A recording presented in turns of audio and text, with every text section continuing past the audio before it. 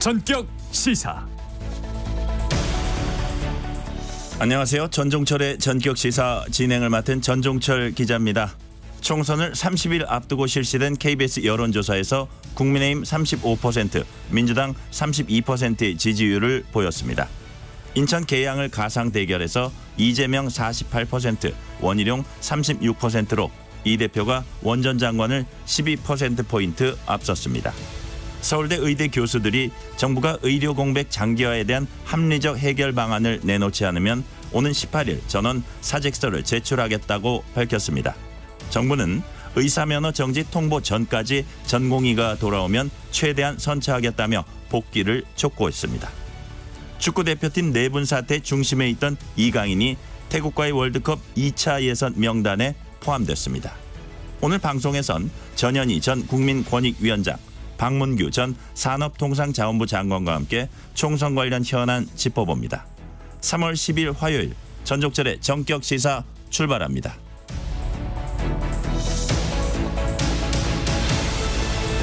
전종철의 전격 시사는 유튜브로도 실시간 방송합니다. 문자 참여는 짧은 문자 50원, 긴 문자 100원이 드는 샵 9730, 콩 어플은 무료입니다.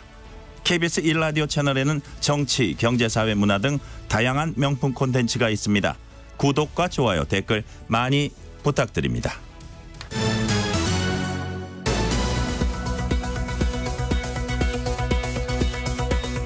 뉴스 브리핑 KBS 보도본부 우정화 기자 나와 있습니다. 어서 오세요. 안녕하세요. KBS가 총선을 한 달 앞두고 격전지 8곳에 대한 여론조사를 실시했습니다. 먼저 명룡대전으로 불리는 인천 계양을 결과는 어떻습니까? 네, 이재명 대표와 원희룡 전 장관 이 가상 대결에서 이재명 대표가 48%, 원 전 장관이 36%로 이재명 대표가 12%포인트 앞서는 것으로 나타났습니다. 20일 전 조사와 좀 비교를 해보면 이 대표가 44%, 원 전 장관이 당시에 34%의 지지를 받아서 10%포인트 차이가 났었는데 격차가 더 벌어졌습니다. 또 민주당 정청래 의원과 국민의힘 함은경 민주화운동 동지회장이 맞붙는 서울 마포울의 가상 대결에서는 정청래 후보가 41%, 함은경 후보 32%로 정 후보가 앞서는 것으로 나타났습니다. 또 민주당 고민정 후보와 국민의힘 오신환 후보가 대결하는 서울 광진을에서는 고민정 후보 40%, 오신환 후보 33%로 오차 범위 안으로 결과가 나타났습니다. 네. 경기도 격전지는 어떤 결과가 나왔습니까? 네, 이 경기 분당갑에서는 민주당의 이광재 전 국회 사무총장 또 지역구의 현역인 국민의힘 안철수 의원, 개혁신당 류호정 전 의원이 본선에 올랐죠. 이 세 후보의 가상 대결에서 이광재 후보가 39%, 안철수 후보가 44%, 류호정 후보가 1%로 안철수 후보가 가장 앞섰습니다. 다만 이 후보와 이 안 후보의 격차는 오차 범위 안으로 나타났습니다. 제가 방금 말씀드린 지역구의 여론조사는 KBS가 이 한국리서치에 의뢰해서 인천 계양을, 서울 광진을, 경기 분당갑에선 이 선거구에 거주하는 만 18세 이상 성인 남녀 각 500명과 또 서울 마포울은 선거구에 거주하는 만 18세 이상 성인 남녀 501명을 대상으로 지난 8일부터 3일간 전화 면접 조사를 실시했고 이 표본 오차는 95% 신뢰 수준에서 플러스 마이너스 4.4%포인트입니다. 이번 조사는 인천 계양을의 이 선거구의 경계가 일부 조정이 되기 전에 실시가 됐는데요. 좀 더 자세한 내용은 KBS 홈페이지나 중앙선거관리위원회 홈페이지에서 확인하실 수가 있습니다. 정당 지지율은 어떻게 나왔습니까? 네, 이 총선이 다가오면서 각 정당의 지지율에도 조금씩 좀 변화가 생기고 있습니다. 유권자들에게 이번 총선에서 어느 정당의 지역구 후보에게 투표를 할지 물었습니다. 민주당이 32%, 국민의힘이 35%로 오차 범위 내였습니다. 선거가 이 30일 앞으로 다가왔는데도 아직 결정하지 않았다. 이런 부동층이 22%였고요. 이 거대 양당을 좀 제외하면 지역구 정당 지지율은 모두 좀 나머지 정당들이 저조했습니다. 이번 전국 단위 여론조사는 이 KBS가 한국리서치에 의뢰해서 지난 7일부터 9일까지 이 사흘 동안 전화 면접 조사로 전국 유권자 3,000명의 응답을 얻었고 표본 오차는 95% 신뢰 수준의 플러스 마이너스 1.8%포인트입니다. 역시 좀 더 자세한 내용은 KBS 홈페이지나 중앙선거관리위원회 홈페이지에서 확인하실 수가 있습니다. 네. 한동훈 국민의힘 비상대책위원장은 연일 여당의 험지를 공략하고 있습니다. 오늘은 어디로 갑니까? 네, 이 한동훈 위원장이 험지인 오늘은 이 서울 영등포구 또 양천구를 찾습니다. 국민의힘 현역 의원이 한 명도 없는 곳이죠. 이 한동훈 위원장은 오늘 오후에 이 철도 지하화 공약을 설명하기 위해서 영등포역을 찾습니다. 또 이어서 서울 양천구의 한 시장을 찾아서 시민들과 만날 예정입니다. 민주당은 오늘 선거대책위원회 출범식을 열죠. 네, 오늘 민주당이 선대위 출범식을 열 예정입니다. 이 선거대책위원장은 어제 좀 발표가 된 대로 이재명 대표, 또 이해찬 전 대표, 또 김부겸 전 국무총리가 공동 선대위원장을 맡습니다. 3명의 공동 상임 선대위원장에 더해서 7명에서 한 8명 정도 이 좀 공동 선대위원장이 더 참여를 할 것으로 예상이 되는데요. 특히 임종석 전 대통령 비서실장의 이 선대위 합류 가능성도 제기가 되고 있습니다. 네. 재작년 수능 영어 문제 한 지문이 한 유명 학원 강사의 9월 모의고사 문제와 똑같아서 논란이 된 적이 있습니다. 결국 교사들 간의 유착이 의심된다고 감사원이 발표를 했어요. 네, 이번에 감사원 감사로 이 유착 의혹이 좀 본격 조사에 좀 착수를 하게 됐습니다. 이 감사가 시작된 건 방금 말씀하신 대로 이 재작년 수능 영어 문제 한 지문이 어느 유명 학원 강사의 이 9월 모의고사 문제와 똑같아서 시작이 됐습니다. 이 문제의 영어 지문은 EBS 교재 감수본 또 유명 학원 강사의 모의고사 이후 실제 수능까지 무려 이 3군데나 등장을 했습니다. 각각에 참여한 고교교사 또 수능 출제위원 이 학원 강사는 우연의 일치일 뿐이다 이렇게 했지만 감사원이 봤을 땐 뭐 이건 우연일 수가 없고 유착이 의심이 된다면서 감사가 시작이 된 겁니다. 특히 국내에서 출간도 안 된 책에서 이 영어 지문이 3번에 걸쳐서 나온 건 좀 이상한 일이죠. 당시에 교육부가 좀 뒤늦게 사과하기는 했지만 감사원이 결국 이번에 유착이 있을 수가 있다면서 경찰에 수사를 의뢰를 했습니다. 네. 이 과정에서 수능 출제를 주관하는 한국교육과정평가원의 검증이 부실한 정황도 나왔다고요. 네, 이 좀 검증이 부실한 정황도 좀 확인이 됐습니다. 이 수능 문제가 당연히 이 기출 문제와 겹치지를 않아야 하는 건데 이런 문제가 나온 거죠. 감사원이 감사를 해봤더니 이 평가원 담당자들이 이런 논란들을 좀 잠재우려고 서로 공모를 해서 이 이의 심사 대상에서 제외를 시킨 것으로 드러났습니다. 네, 더구나 현직 교사들이 아예 학원에 조직적으로 문제팔이를 해서 수억 원을 챙긴 사례도 이번 감사에서 적발이 됐다고 하네요. 네, 그렇습니다. 이 현직 교사가 일부 학원에 문제를 대거 팔고 이 학원에 다닌 학생들이 결국에는 뭐 미리 내신이나 모의고사 문제를 미리 좀 풀게 된 꼴이었습니다. 이번 감사에서 수능 출제위원이었던 한 교사는 비슷한 경력의 교사 8명을 모아서 모의고사 문제 2,000개를 만들어서 팔았고 심지어는 가족과 이 출판 업체를 차려서 현직 교사 수십 명을 이 문제 공급의 조직으로 좀 활용을 하면서 이 10수억 원의 매출을 올리기도 한 것으로 드러났습니다.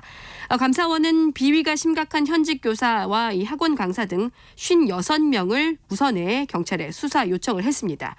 지금 또 교사 200여 명을 추가로 좀 조사를 하고 있어서 이번 이 사교육 카르텔, 이 카르텔 규모가 조금 더 커질 것으로 예상이 되고 있습니다. 네. 전공의에 이어서 전국의 의대 교수들도 집단 행동을 예고하고 있습니다. 서울대 의대 교수들이 다음 주에 전원 사직할 수도 있다는 의사를 밝혔어요. 네, 이 어제 긴급 총회를 열어서 이 회의를 한 결과인데요. 서울대 의대 교수 400여 명이 의료 공백 장기화로 이 지금 병원이 한계 상황을 맞고 있다면서 정부가 하루빨리 이 합리적 해결 방안을 내놔야 한다고 촉구를 했습니다. 그렇지 않으면 오는 18일에 모두 사직서를 제출하겠다고 밝혔습니다. 전국 의대 교수 협의회도 오는 14일에 다시 모여서 대응 방안을 모색을 합니다. 정부는 이런 가운데 대화 제의를 이어가고 있습니다. 이주호 교육부 장관은 의대생 대표에 동맹 휴학 문제를 함께 풀자 이렇게 제안을 했는데요. 하지만 학생 측은 의대 증원에 대한 중단이 먼저라면서 거부 의사를 밝히기도 했습니다. 정부가 병원을 떠난 전공의들에게 지금 행정처분을 진행하고 있습니다. 이 기간 즉 의사면허 정지 통보가 가기 전까지 돌아오면은 선처한다고 했죠. 네, 이 어제부터 이 전공의들이 떠난 빈자리를 메우기 위해서 군의관 또 공중보건의가 긴급 파견이 됐죠. 이 정부는 빠르면 또 다음 주부터는 이 공중보건이 200여 명을 추가로 좀 투입할 계획입니다. 아무래도 좀 그래도 한계가 있겠죠. 말씀하신 대로 정부가 이러다 보니까 의사면허 정지 통보 전까지 이 전공의가 돌아오면 최대한 선처를 하겠다면서 복귀를 일단 또 한 번 촉구를 했습니다. 이달 태국과의 A매치에 출전할 우리 축구대표팀 명단이 발표됐습니다. 관심을 모았던 이강인 선수가 포함이 됐어요. 네, 이 결국 이번에 포함이 됐습니다. 이 뭐 다 아시겠지만 지난 아시안컵 이후에 이 선배인 손흥민 선수와 갈등이 있으면서 좀 논란이 됐었는데 이강인 선수가 결국 이름을 올렸습니다. 황선홍 감독은 이강인 선수의 잘못은 분명하지만 이강인 선수 혼자의 잘못이 아니라 이 선수단과 코치진 또 지원팀까지 모두의 잘못이다 이렇게 설명을 했습니다. 그러면서 손흥민, 이강인 선수 두 사람과 직접 소통을 했다고 전하기도 했는데요.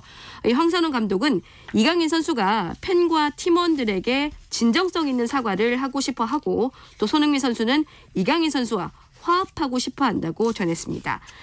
사실 그렇다고 해서 뭐 이강인 선수에 대한 싸늘한 시선이 아예 없는 건 또 사실 아닌데요. 이강인 선수가 이런 우려들을 떨치고 어떤 모습을 보일지 좀 관심이 모아지고 있습니다.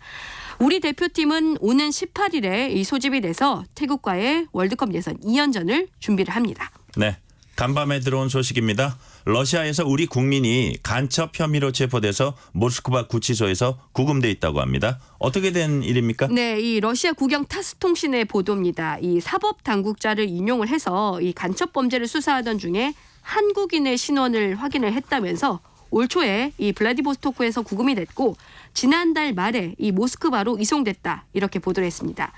모스크바 법원은 이 사람이 한국인 백모 씨라면서 이 구금 기간을 오는 6월 15일까지로 연장을 했다고 밝혔습니다.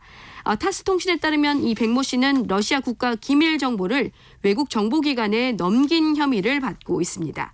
한국인이 러시아에서 이 간첩 혐의로 체포가 된 건 이번이 처음인데요. 러시아에서 뭐 간첩 혐의로 유죄 판결을 받으면 최대 징역 20년까지도 받을 수가 있다고 합니다. 네. 시진핑 중국 국가주석의 관저가 있는 중난하이로 승용차 한 대가 돌진한 영상이 SNS로 올라왔습니다. 어떻게 된 일인가요? 네, 이 차량의 운전자가 이 지금의 체제에 좀 불만을 가득 품고 항의를 한 걸로 보이는데요. 이 영상을 좀 보면 운전자가 이 공산당을 비판하는 구호를 외치는데 이 공안들이 이 운전자를 급히 좀 끌어내려서 여러 사람이 이 운전자를 들어가지고 황급히 어디론가 사라집니다. 이 영상은 양회 폐막을 하루 앞둔 지난 10일에 이 SNS인 X, 이 X의 계정에 올라온 뒤에 급속도로 퍼져 나갔습니다. 이 영상에 관해서 지금 뭐 중국 매체들은 일체 뭐 보도를 하지 않고 있습니다. 오늘 여기까지 듣겠습니다. 우정화 기자 수고했습니다. 지금 시각 7시 33분입니다. 날씨 정보입니다. 오늘 전국적으로 비나 눈이 내리겠습니다. 중부지방은 5mm 정도, 영남 5에서 10, 제주 20mm 정도의 비가 내릴 텐데요. 비의 양은 봄비답게 적겠지만 대기 불안정이 강화되겠습니다. 고도 5km 상공에 찬 공기가 지나면서 천둥, 번개, 돌풍이 동반되는 곳이 있겠고 일부 남부와 제주 산지에는 쌀하고박이 떨어질 수 있어서 안전사고에도 유의하셔야겠습니다. 적설량 보면 강원 산지와 제주 산지 1에서 5cm 정도 예상되고요. 강원도와 경북 산지 1cm 정도의 눈이 내리겠습니다. 아침까지 남부 내륙을 중심으로 안개 짙은 거 주의해 주시고요. 오늘 낮 기온은 서울 11도, 대전 전주 10도, 대구 13도 등 전국적으로 7도에서 14도로 어제와 비슷하겠습니다.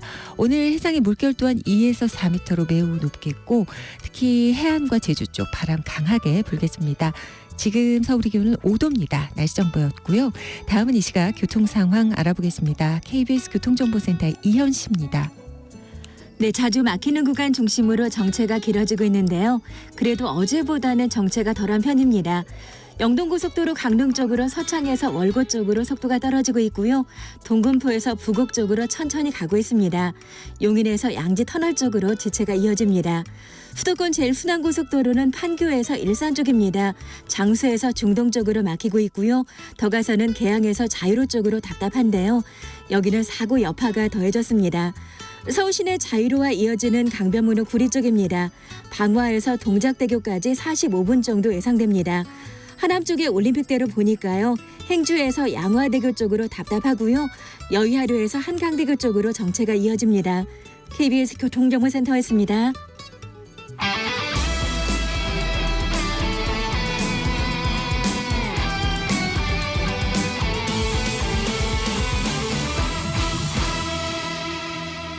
전종철의 전격 시사.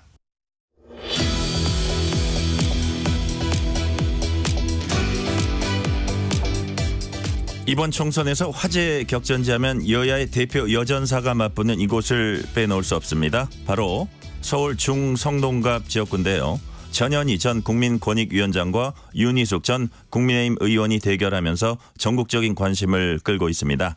오늘은 전현희 전 위원장 전화 연결해서 자세한 얘기 나눠보겠습니다. 전 위원장님 안녕하세요. 안녕하세요. 이 지역을 언급하면은 임종석 전 대통령 비서실장 얘기가 자연스럽게 나옵니다. 임 전 실장이 이 지역에서 공천 배제된 게 뜨거운 이슈였고 바로 그 자리로 전현희 위원장께서 오게 됐습니다. 마음에 부담이 되거나 신경이 많이 쓰이진 않았습니까? 일단 임종석 실장님께서 이 지역에 오래 또 운동을 하시고 틀을 닦으셨기 때문에 굉장히 많이 힘드셨을 거다 생각하고요. 그런 점 때문에 제가 좀 많이 송구한 그런 느낌이 있었습니다. 그렇지만은 이 당의 전략 공천으로 당의 전략적 판단에 의해서 제가 또 당의 명령에 의해서 공천으로 이 지역에 온 만큼 최선을 다해서 또 주민들에게 저희 장점을 잘 이렇게 설득을 시켜서 당선이 되는 것이 저희 사명이다 생각을 했기 때문에 열심히 발로 뛰면서 지금 최선을 다하고 있습니다. 네, 방금 전략 공천 말씀하셨는데 이재명 민주당 대표는 전현희 전 위원장이 임 전 실장보다 왜 더 이 지역에 필요하다고 판단했느냐 질문을 하니까 전략적 정무적 결정은 이유를 설명하기 쉽지 않고 필요해서 결단하는 거다. 왜 필요하냐고 하면 뭐 설명할 수 없을 수도 있다 이렇게 답변을 했습니다. 무슨 뜻일까요? 이재명 대표께서는 제 생각엔 임종석 실장님을 배려를 하신 거다 이렇게 생각을 하고요. 네. 임종석 실장님을 왜 그러면 공천에 배제했는지 이런 말씀을 하셔야 되니까 그런 취지로 말씀할 수밖에 없었다. 이렇게 생각을 합니다. 그렇지만 당에서 저를 여기에 전략 공천을 한 이유는 너무 명백한데요. 먼저 국민의힘의 한동훈 비대위원장과 윤희숙 후보의 그 운동권 청산론 이 부분을 제가 공천을 받음으로써 무력화시킨 그런 전략적인 효과가 있고요. 그리고 또 운동권으로서 그동안 직업도 없이 그렇게 살아오지 않았느냐 이런 지적들을 했는데 저 같은 경우는 변호사, 치과의사 그리고 국회의원 또 장관급 기관장을 한 다양한 직업을 가지고 또 많은 경험을 쌓았기 때문에 이 부분도 정책 전문가로서 제가 매김하는 그런 의미가 있기 때문에 무력화된 프레임이다 볼 수 있고요. 무엇보다 또 국민권익위원장 시절에 윤희숙 후보의 그 아버님 땅 문제 관련해서 수사 요청을 했고 거기에 대해서 유죄 결정을 아버님이 받으신 걸로 알고 있는데 그런 부분에 대해서도 상대 후보와 정확하게 가리서는 그런 후보라는 전략적 판단을 당이 했다라고 이렇게 들었습니다. 네. 임 전 실장에게 만나 뵙고 싶다, 의논 드리고 싶다 이런 취지 문자는 보냈다고 하셨고 선대위원장직 맡아달라는 부탁도 하셨었는데 개인적으로 이제 답을 듣거나 따로 연락을 취하거나 이런 게 있습니까? 그동안 몇 번 연락을 취하고 문자도 드렸고 문자 답도 받았던 적이 있는데요. 그동안 실장님이 이제 여러 가지로 많이 힘드셨기 때문에 연락을 끊은 상태로 지내셨던 것 같습니다. 그래서 어제 이제 다행히 실장님께서 정말 고뇌 찬 선당우사 결정을 내리셨고 민주당 후보를 당선시키는데 최선을 다하겠다. 이재명 대표와 함께 친문이 없고 우리는 친민주당이라는 취지로 말씀을 하셔서 이제는 좀 더 실장님과 허심탄회하게 소통할 수 있는 길이 열렸다 생각하고요. 어떻게든 제가 실장님을 예우하고 또 함께할 수 있도록 최선을 다할 생각입니다. 이런 과정들을 거쳐서 지역에 가셨습니다. 막상 지역에서 사람들 만나고 선거활동 이제 시작해 보시니까 분위기 어떻습니까?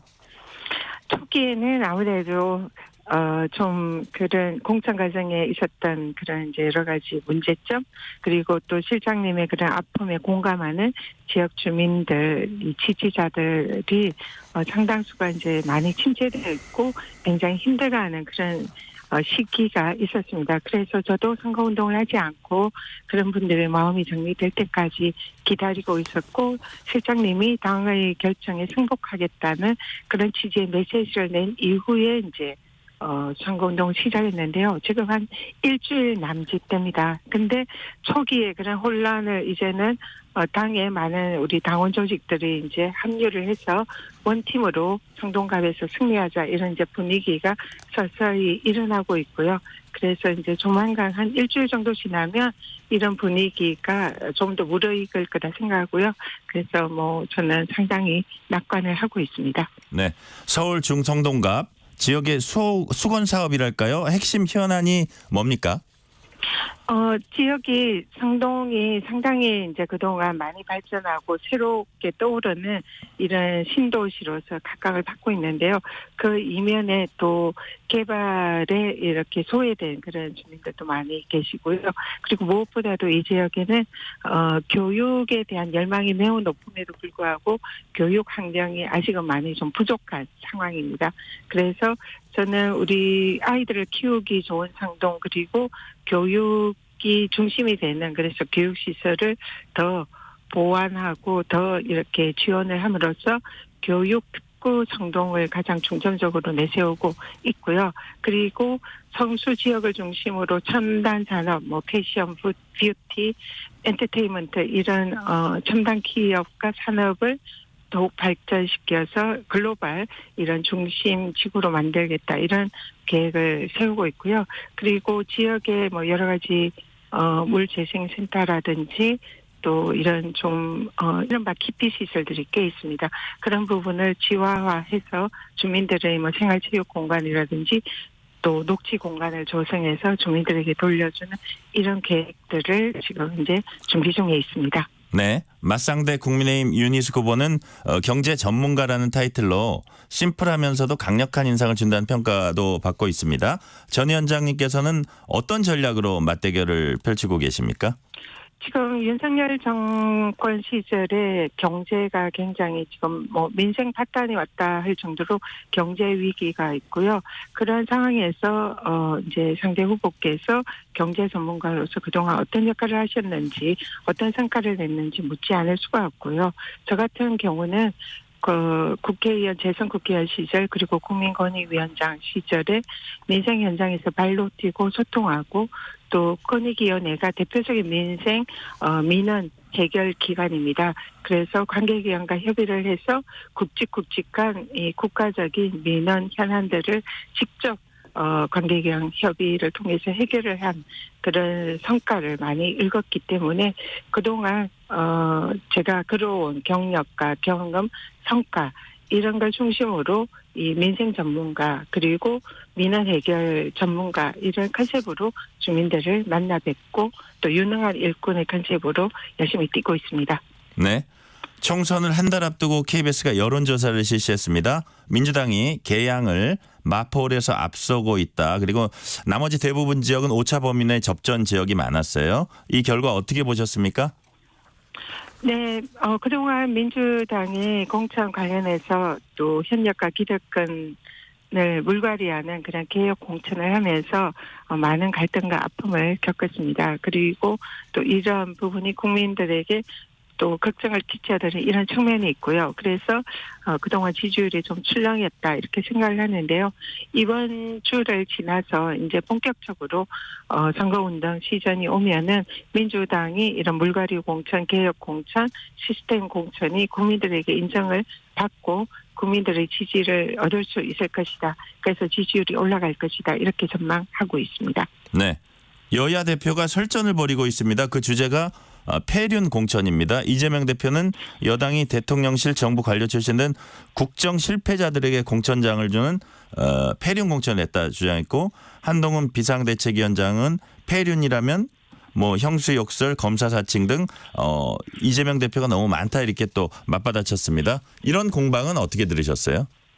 일단 한동훈 비대위원장의 그 맞받은 그런 말씀은 좀 본질에 벗어난 얘기고 사실과도 좀 부합하지 않은 이런 측면이 있다 생각하고요. 지금 민주당은 지금 국민의힘에서 하는 그런 부패 범죄 비리자들 그리고 또 사면을 시켜가지고 대통령 측근이나 이런 후보들을 공천하는 이런 공천이기 때문에 국민의 눈높이에 맞지 않는 그런 공천이라는 것을 지적을 하고 있는데 한동훈 비대위원장은 민주당의 공천이 아니라 이재명 대표의 개인적인 문제에 대해서 언급을 하고 있습니다. 그런데 그 내용도 사실은 뭐 대장동 사건이라든지 이런 경우에 아직 유죄가 확정되지 않았고 오히려 그 윤석열 검찰 사단이 정치적인 의도로 이런 야당 대표에 대해서 뭔가 꼬투리를 잡으려는 이런 수사였다는 것이 서서히 드러나고 있는데 거기에 대해서 이렇게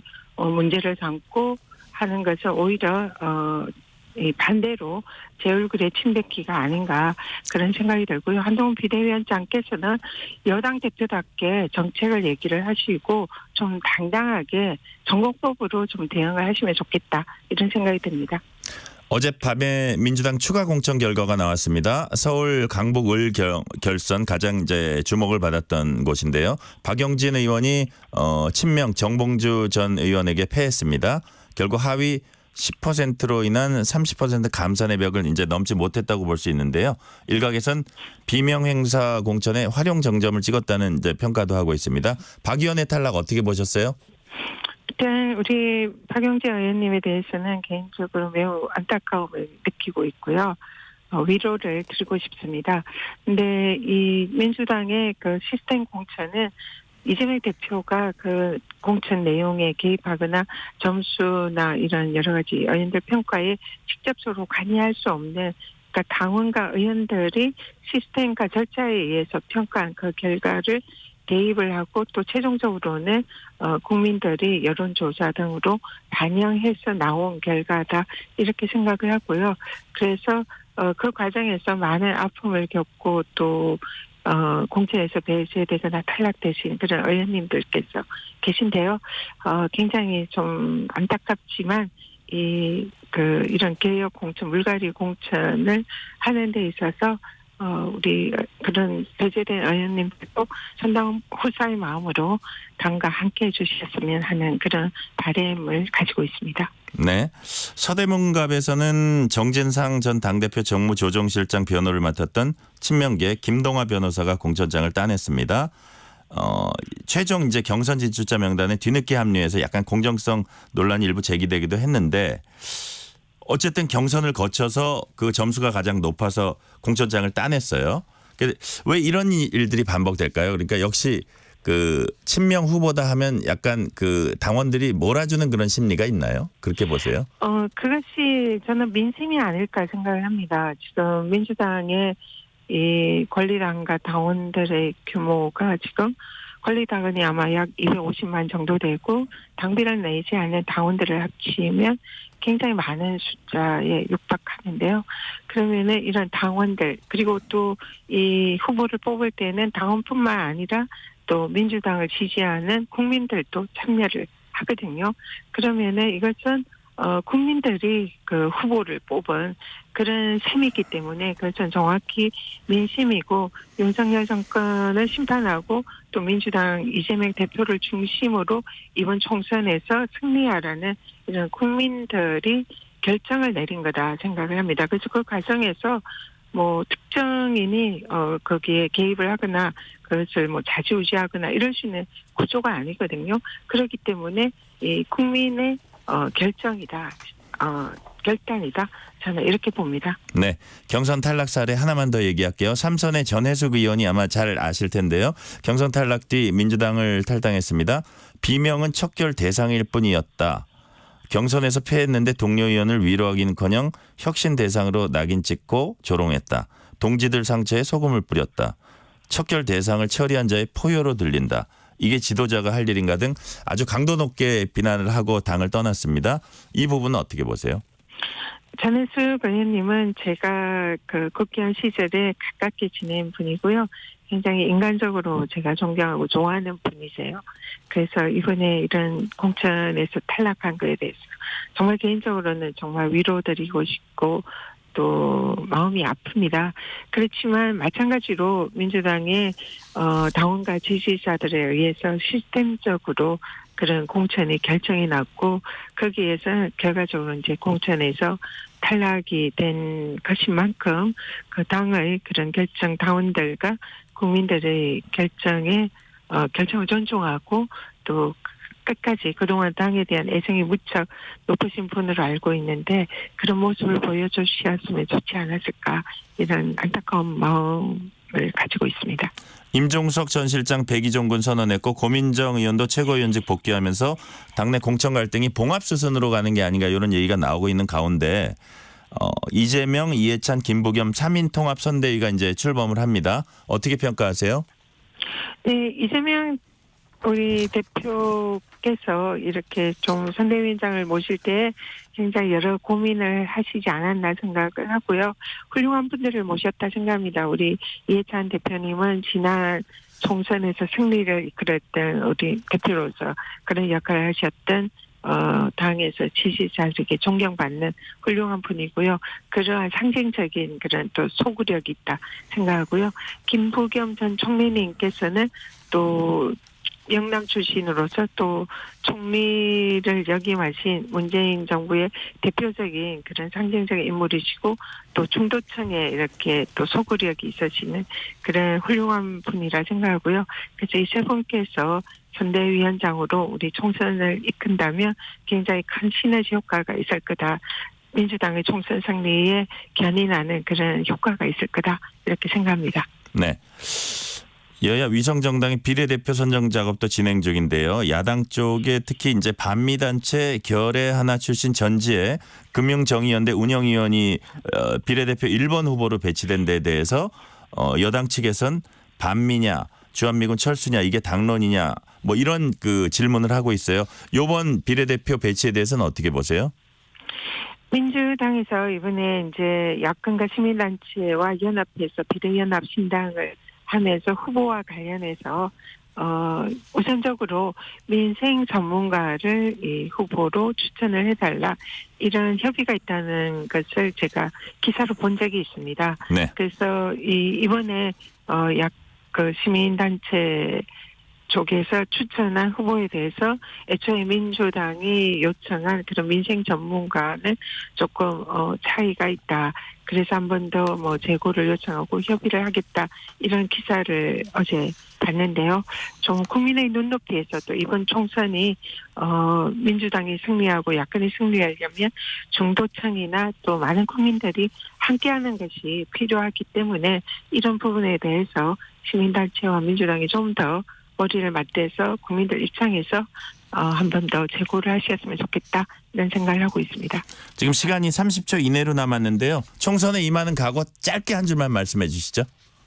제가 늦게 출발을 했습니다. 그래서 거의 제게 남은 이 선거운동 기간이 한 달 정도 남짓하는데요. 그래서 이 짧은 시간 동안 1분 1초를 아껴가면서 잠을 줄이고 먹는 시간을 줄이면서 그 시간에 한 분이라도 더 뵙고 인사드리고 저의 성동에 대한 진심을 전달해서 알겠습니다. 여기까지 듣겠습니다. 지금까지 전현희 전 국민권익위원장이었습니다. 감사합니다.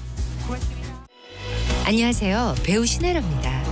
우리 아이들을 위한 늘 봄처럼 따뜻한 학교, 늘봄학교를 아시나요? 그동안 아이가 돌봄 교실에 탈락하면 어쩌나 걱정 많으셨죠? 올해 초등학교 1학년부터 희망하는 학생 모두 매일 2시간 맞춤형 프로그램을 무료로 이용할 수 있다고 하네요. 늘봄학교는 학교 수업이 끝난 오후 시간에도 함께 운동하고 예술을 즐길 수 있도록 다채로운 프로그램을 운영합니다. 누구나 누리고 모두가 만족하는 늘봄학교에서 아이들의 꿈을 키워주세요. 늘봄학교 캠페인은 교육부와 함께합니다. 안녕하세요. 보건복지부 장관 조경웅입니다. 정부는 국민의 생사가 달린 중증 응급의료가 빈틈없이 운영될 수 있도록 최선을 다하고 있습니다. 국민 여러분께 부탁드립니다. 사명감으로 의료기관을 지키는 의료진이 중증 응급 환자 진료에 집중할 수 있도록 가벼운 질환은 가까운 동네 병의원이나 비대면 진료를 이용해 주십시오. 의료가 멈추면 개혁도 멈췄던 과거의 실패 사례를 또다시 반복할 수 없습니다. 국민이 아플 때 제때 제대로 치료받을 수 있도록 이번 의료계획을 반드시 완수하겠습니다. 감사합니다. 알고 계시나요? 겨울철에 심해지는 미세먼지 피해를 줄이기 위해 계절관리제 차량 운행 제한 제도가 시행됩니다. 매년 12월부터 이듬해 3월까지 수도권과 부산, 대구, 광주, 대전, 울산, 세종에 진입하여 운행하는 배출가스 5등급 차량의 운행이 제한되며 저공해 조치 차량은 자유롭게 운행할 수 있습니다. 저공해 조치 신청은 자동차 배출가스 전산 시스템 또는 지자체 환경부서에서 가능합니다. 미세먼지 없는 깨끗한 하늘 만들기. 이 캠페인은 환경부와 한국환경공단이 함께합니다. KBS 라디오 기후위기 대응 캠페인 지구를 저는 기후정의 동맹에서 일하는 한재각이라고 합니다. 요즘 사람들은 날씨가 이상해졌다 이런 얘기 많이 하는 것 같습니다. 겨울에도 봄처럼 따뜻해지기도 하고 여름에는 너무 더워지기도 하고 근데 이게 단순히 덥고 춥고 불편한 문제가 아니라 누군가는 생존에 관한 문제이기도 하죠. 우리나라에서도 엄청난 비 때문에 반지하에 살고 계신 분이 돌아가시기도 했잖아요. 근데 이런 일들이 가만히 생각하면 기후변화에 의해서 피해를 보는 거는 더 가난한 사람들, 사회적 약자라고 불리는 사람들이겠죠. 전 세계 1%의 슈퍼리치들이 배출하는 온실가스량이 전 세계 사람 50억 명이 배출하는 양과 같다고 합니다. 비행기도 타고 엄청난 집, 자동차, 명품들 이런 거 소비하면서 온실가스를 엄청나게 배출을 하고 있는 거죠. 그런데 이 사람들이 피해를 받냐 보면 피해는 거의 보지 않지 않습니까? 가난한 사람들이 다 피해를 보는 거죠. 이대로 간다면 불평등이 가장자리에 있는 사람들이 무너져 내릴 겁니다. 이걸 이렇게 얘기했으면 좋겠어요. 기후위기는 불평등의 위기이고 불평등을 해소하는 것이 기후위기를 막는 가장 중요한 방법이다. 기업들, 돈 많은 사람들, 정치 권력들이 지나치게 권력이 강하고 많은 사람들은 사실은 그 권력에 접근하지 못하고 있어서 어떤 정부 정책을 결정하는 데 소외되기도 하잖아요. 이런 것들을 바꾸는 것부터 시작을 해야 되는 거고 누진적 소득세를 강화하는 것도 그 중에 하나일 거라고 생각합니다. 많은 노동자들의 노동할 권리를 보장하는 것 그런 여러 가지 일들이 같이 또 있어야 할 거라 생각합니다. 뜨거워지고 있는 지구. 지금 우리의 문제입니다. KBS 라디오 기후위기 대응 캠페인 지구를 지켜라 였습니다.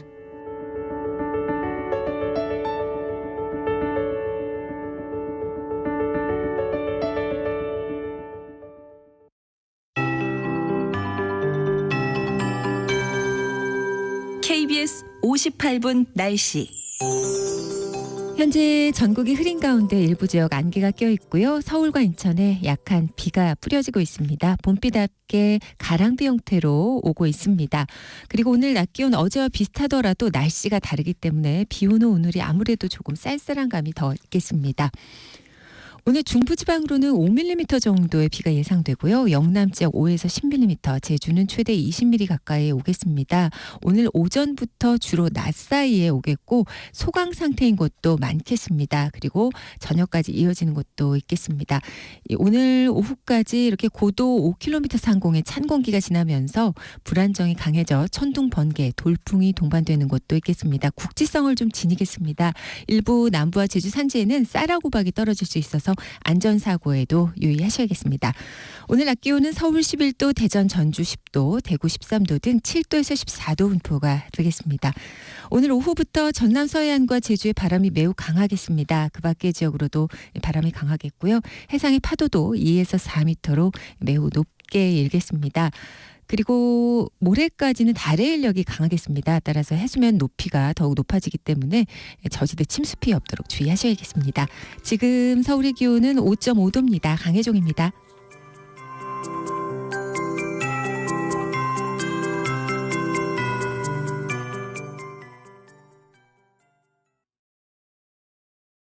정성을 다하는 국민의 방송 KBS가 8시를 알려드립니다.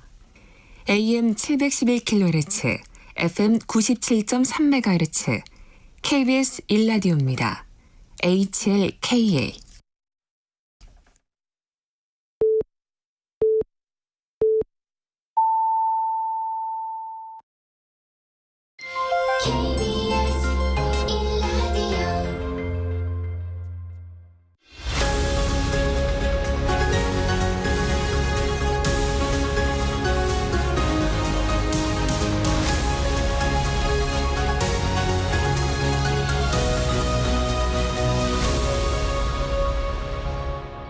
전종철의 전격 시사.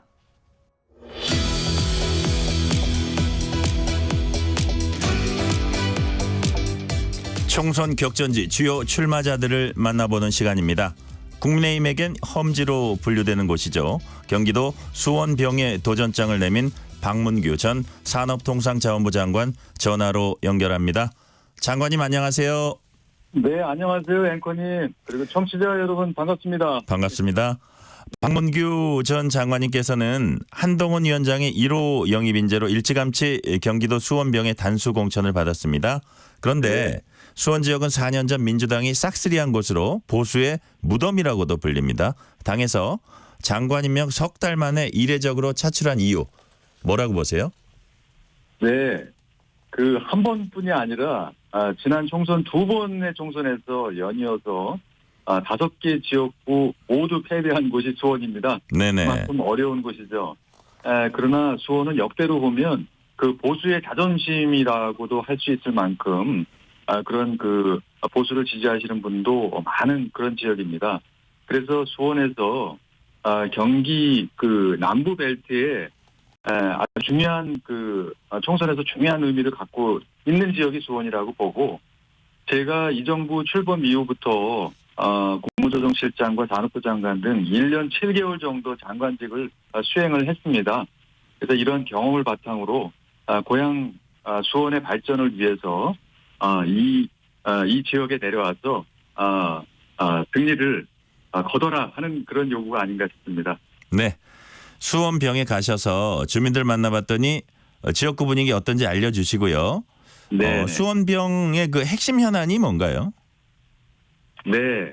우선 그 지난 8년간 우리 수원 중에서도 그 원도심에 해당되는 이제 8달 지역은 그 신도시에 해당되는 동부 지역에 비해서 너무 그 발전이 지체되고 격차가 너무 벌어졌습니다. 네. 그래서 지난 8년간 아무런 변화가 없다. 그래서 그런 주민들께서 이제는 좀 바꿔야 된다. 그런 말씀을 많이 해주고 계십니다. 그렇게 이런 그 동쪽 수원과의 이런 발전 격차, 같은 수원 내에서도, 그리고 또 수원이 전통적으로 삼성전자의 본사가 있는 곳이었기 때문에 삼성전자 본사와 수많은 협력사가 있었는데 그동안 그가 다 떠났습니다. 많은 기업들이. 그러다 보니까 수원시 재정도 상대적으로 반토막이, 재정 자립도도 반토막이 나서 45%에 그쳐서 네.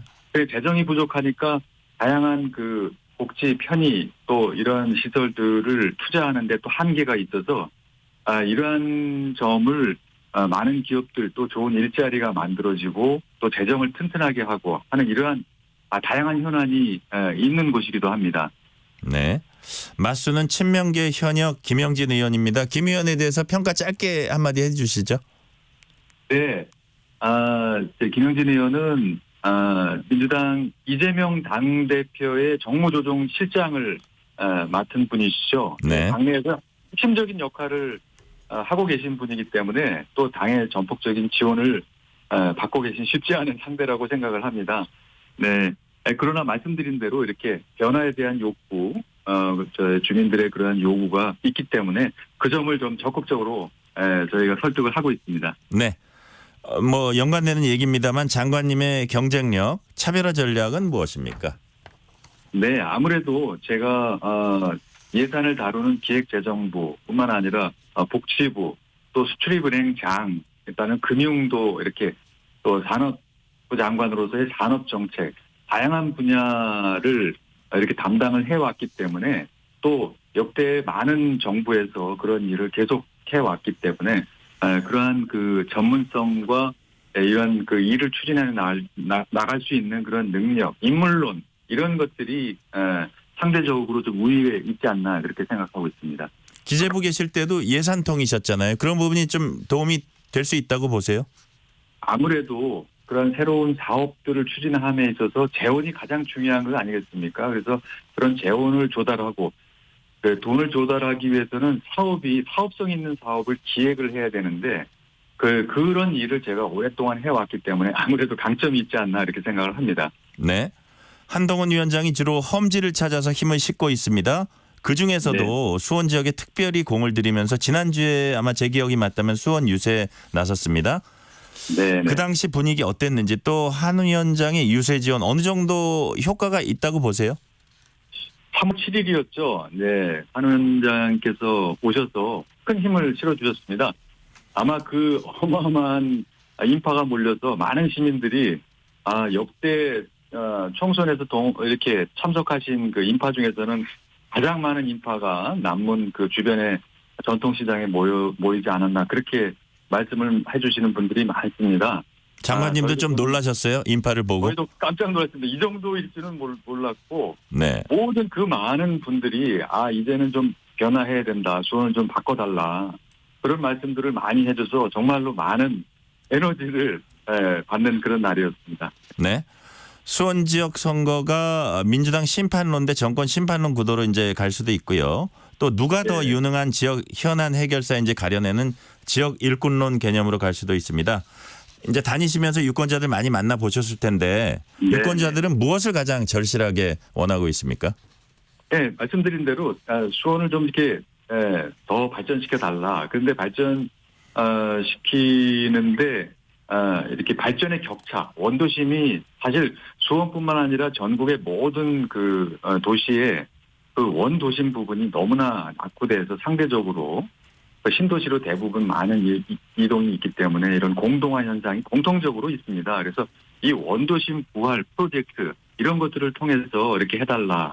그런 주민들의 요구가 가장 크고 또 전체적으로 우리나라 정치에서도 이렇게 너무 갈등 위주의 그런 정치가 아니라 문제를 해결하는 솔루션을 내는 그런 정치를 해달라. 그런 요구들을 많이 하고 계십니다.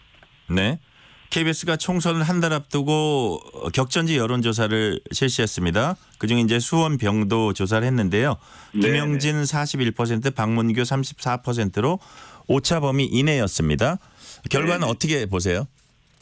네, 아무래도 이제 제가 그 정부 안에서만 있고 지역에 나와서 활동한 지가 얼마 되지 않았기 때문에 많은 분들이 아직도 저를 아시는 분들이 상대적으로 적고 상대 후보는 8년간의 보좌관 생활 또 8년간의 현역 의원 생활을 해가지고 16년간 지역을 갈고 닦은 분입니다. 그래서 아무래도 처음에 격차가 많이 있었는데 지금은 상당히 오차 범위 내로 격차가 더 좁혀졌다고 보고 이런 상승세가 있기 때문에 그런 상승세를 몰아서 4월 10일까지 반드시 승리를 하도록 그렇게 하겠습니다. 지금 상승세라고 보시는 거죠? 지금 흐름이라면 국민의힘이 수원을 탈환할 수원이 아마 5개인 것 같은데 지역구가. 네, 그렇습니다. 뭐 탈환이라 하면 뭐 3개 이상이 될 거예요. 가능성 50% 이상이라고 보십니까? 네, 제가 다른 지역구를 평가하기는 좀 그렇습니다만은 8달에서는 분명히 변화의 욕구가 있고 이러한 여기서 그러한 변화의 결과를 만들어낸다면 다른 지역에도 긍정적인 영향을 미치리라 그렇게 확신하고 있습니다. 네. 경기도가 지난번에 특히 이제 국민의힘 참패했었는데 이제 분위기가 좀 다르다 그런 말씀으로 이해를 하겠습니다. 네. 한동훈 위원장이 어제 경기도 고양을 방문해서 서울 편입을 희망하는 측과 경기 분도를 희망하는 측의 요구를 동시에 충족시킨다는 이른바 원샷법을 재차 강조했습니다. 현실성이 있다고 보세요? 네, 가장 중요한 것은 주민들이 무엇을 원하는가, 시민들이 무엇을 원하는가 하는 데 있다고 생각합니다. 주민들의 의견을 잘 수렴을 해서 결과가 나는 것이 가장 바람직하다고 그렇게 생각합니다. 네네. 국민의힘에서는 다음 주쯤 선대위가 출범할 것으로 예상이 되고 있습니다. 한동훈 위원장 원톱으로 갈지 아니면 공동 선대위원장을 할지 이제 최종 결정되지 않았는데 어떤 게 더 좋다고 네. 보세요? 네, 제가 아주 이제 뭐 정치 그 시민으로서 당내 이르기 이런 문제보다는 지역에 집중하려고 하고 있습니다. 네네. 다만 그동안 그 비대위에서 이기는 공천을 기조로 공천 과정을 진행해 왔다고 생각을 합니다. 그래서 그 비대위 구성도 결국은 그 당선 가능성을 높여서 국민의힘이 승리하는 방향으로 잘 이끌어 가리려고 그렇게 생각합니다. 그럼 말씀하셨으니까 국민의힘 공천에 대해서도 제가 한 말씀 부탁드릴게요. 국민의힘 공천이 이제 갈등, 잡음이 적은 시스템 공천이라는 이제 긍정 평가가 있는 반면에 현역 교체율이 상대적으로 낮고 또 새 인물 발굴이 미흡해서 이걸 쇄신 공천이라고 할 수 있나? 이렇게 보긴 힘들다 이런 지적도 나오고 있습니다. 또 뭐 네. 일부 논란이 되는 발언이 뒤늦게 확인돼서 공천 재검토를 요청하기도 하고요. 전체적으로 봤을 때 국민의힘 공천을 장관님은 어떻게 평가하세요? 아마 많은 국민들이 느끼시리라고 생각합니다. 국민의힘 공천이 다른 어느 때 총선에 비해서 원만하게 잘 진행돼 왔다.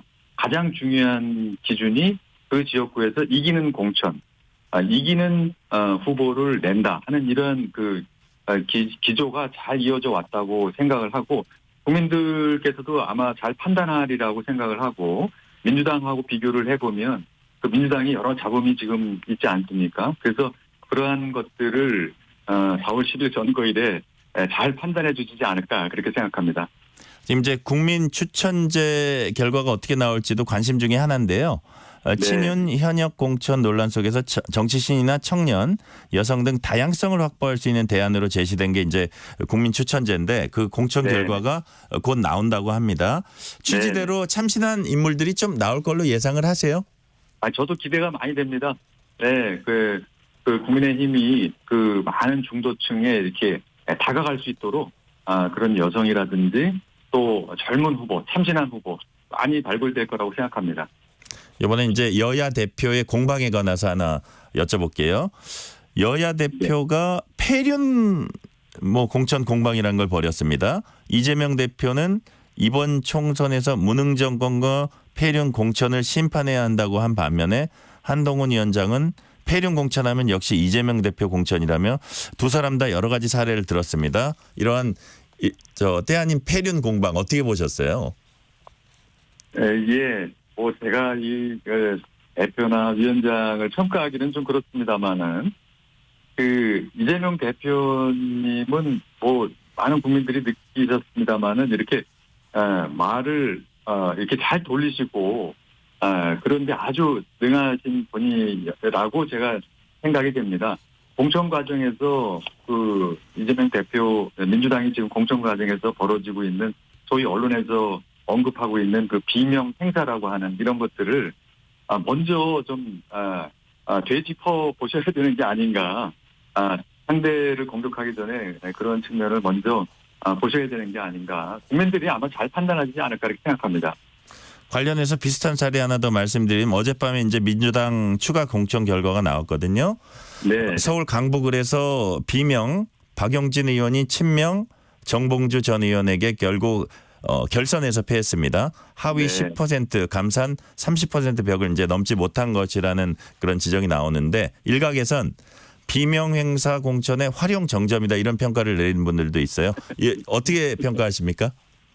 저도 정말 안타깝습니다. 박용진 의원은 저하고 같은 상임위에서 활동을 정말 성실하게 또 전문성을 가지고 잘 해주시는 분입니다. 네. 그래서 정말로 개인적으로도 너무 안타깝고 위로의 말씀을 드립니다. 네, 그렇군요. 되게 이제 공부도 많이 하고 그런 의원이었죠? 네. 아주 전문성도 아주 높아서 상임위에서 저를 많이 아주 어렵게 하시는 의원님 중에 한 분이셨습니다. 그렇군요. 정부 정책에 대해서도 이렇게 좀 집요하게 얘기를 하던 그런 것으로 저도 네, 기억을 네, 하고 있습니다. 네네네. 네, 자, 그렇습니다. 이제 민주당에서 이제 탈당한 사례들이 계속 이어지고 있는데 그동안 좀 뜸했었는데 또 탈당한 의원이 한 명 나왔습니다. 삼선의 전해숙 의원이 경선 네. 탈락 뒤에 민주당을 이제 탈당을 했습니다. 네. 좀 아주 강도 높은 발언을 쏟아냈어요. 비명은 네. 척결 대상일 뿐이었다. 경선에서 패했는데 동료 의원을 위로하기는커녕 혁신 대상으로 낙인 찍고 조롱했다. 동지들 상처에 소금을 뿌렸다. 척결 대상을 처리한 자의 포효로 들린다. 이게 지도자가 할 일인가? 이렇게 비판을 했습니다. 네. 동의하세요?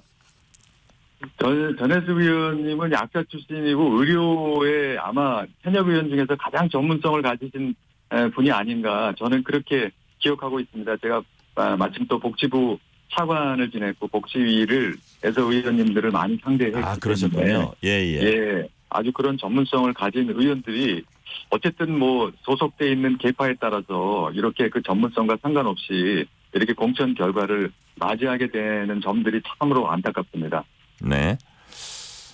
이재명 네. 대표는 그 총선을 30일 앞두고 가진 기자회견에서 어느 정도 의석을 확보할 수 있냐 이런 부분에 대해서 욕심을 좀 내면 151석, 그러니까 과반이죠. 확보하고 싶다고 말을 했습니다.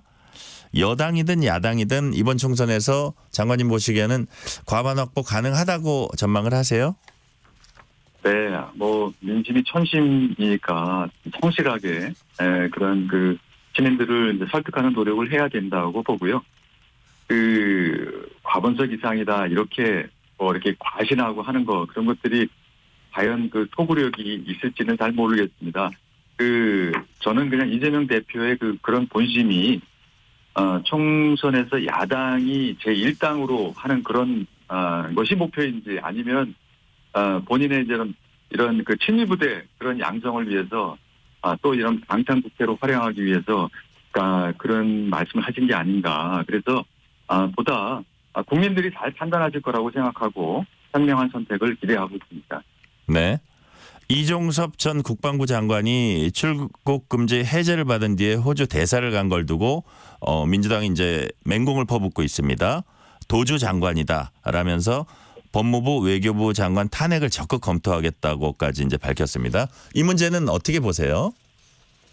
네, 뭐 인사 문제를 제가 평가하기보다는 호주가 사실은 최근에 이제 우리나라의 중요한 방산 파트너가 돼서 아마 대사 자리를 오래 비워놓기가 어려운 것으로 알고 있고 그래서 그 임명의 속도를 낸 것으로 그렇게 이해를 하고 있고 본인도 사전에 또 조사를 한번 받았고 앞으로 또 소환 일정이 있으면은 참여하겠다라는 약속을 했기 때문에 우선은 좀 지켜봐야 되지 않을까 그렇게 생각합니다. 그러니까 방산 파트너로서 전 국방부 장관이 적임자라고 이렇게 판단했는데 네. 자리를 비워놓기는 좀 쉽지 않은 네. 상황이었다 이렇게 보시는 건가요? 네, 그렇습니다. 예. 네.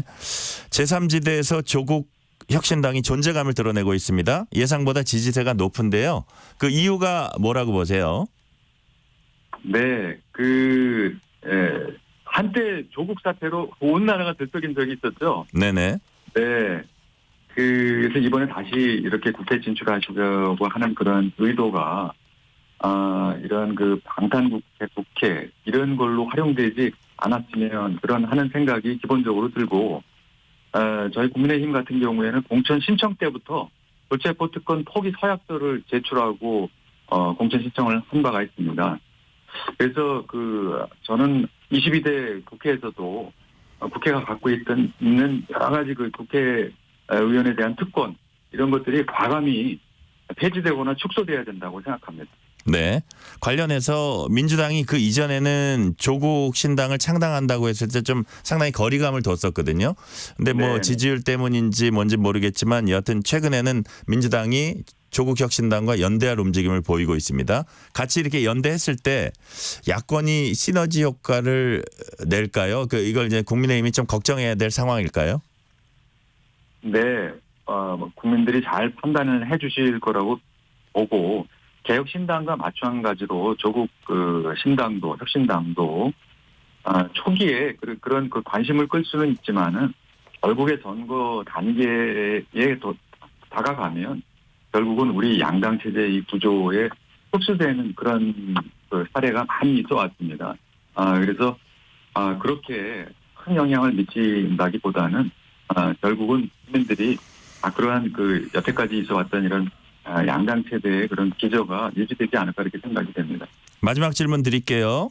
이번 총선 승부는 바로 이런 지점에서 갈린다. 플러스 이번 총선에 임하는 각오 짤막하게 하나 정리해 주시죠. 네, 이번 총선은 수도권 또 수도권 경기도의 도청 소재지인 수부 도시인 수원 경기 남부 벨트의 깃발을 꽂는 여부에 달려 있다. 저는 그렇게 생각하고 지역구 시민 여러분들께 제가 그동안 40여 년간 다양한 공직 분야에서 경험해온 그런 전문성을 바탕으로 수원을 완전히 새롭게 그리고 완전히 혁신적인 그런 수원으로 살바꿈해 보겠다는 말씀을 드리고 적극적인 지원을 부탁드리겠습니다. 감사합니다. 네, 오늘은 여기까지 듣겠습니다. 지금까지 박문규 전 산업통상자원부 장관이었습니다. 장관님 감사합니다. 네, 감사합니다.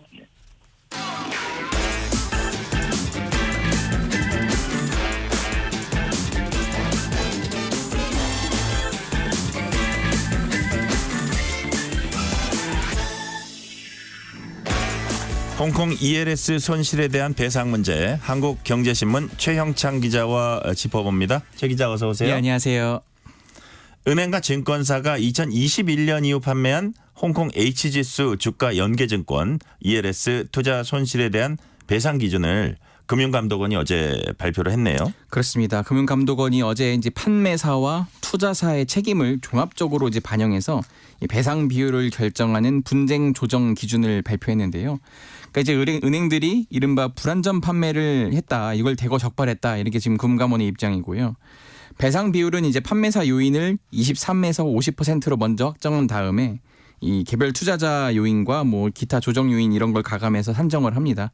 금감원은 다수 사례가 이제 20에서 60% 범위에 분포할 것이라고 일단 추정을 했습니다.